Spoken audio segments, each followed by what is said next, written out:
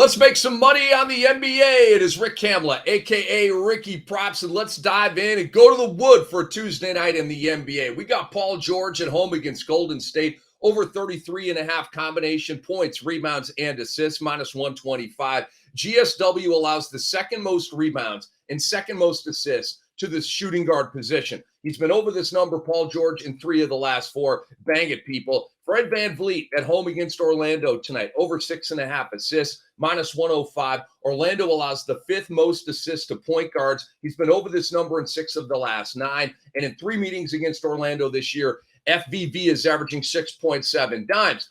Paolo Banchero at Toronto, over 6.5 rebounds, minus 140. Toronto allows the 6th most rebounds to power forwards. Paulo's been over this number in 8 of the last 9 games, and in 3 meetings against Toronto this year, he's averaging 7 boards per game. Chris Paul at home against Sacramento, over 15.5 points, minus 110. Sac allows the 7th most points to point guards.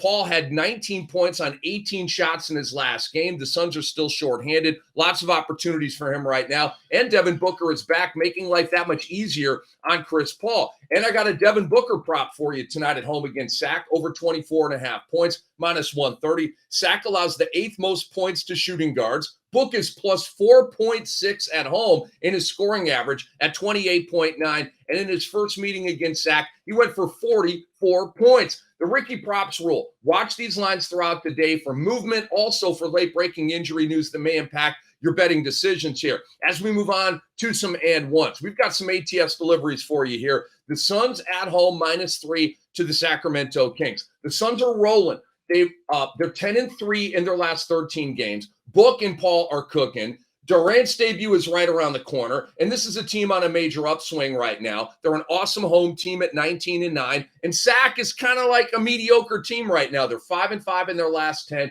They won't have Malik Monk tonight with an ankle injury. He's their 6th man of the year candidate. And we've got the LA Clippers at home, minus 8.5 against your Golden State Warriors. Go with the whoa. This is a big number, right? Whoa, 8.5. Go with it, okay? This is Golden State on the road, where they're 7-21 this year. This is Golden State on the road in the second half of a back-to-back, where they're 2-6 this year, losing by an average of 20 points per game. They get steamrolled on the road in the second of a back-to-back. No Klay Thompson tonight. The Clippers are in a good groove. They've lost 2 in a row to Milwaukee and Dallas, but they won 8 of 10 before that, and they should have Kawhi Leonard back for this game. If they don't play it, okay? And finally, back to the futures here. Malcolm Brogdon for 6th man of the year, minus 170. The way things are shaking out right now, Brogdon's going to win this award. He's a good guy. People like him. Easy to vote for. He's the 6th man on the best team in the NBA, the Celtics.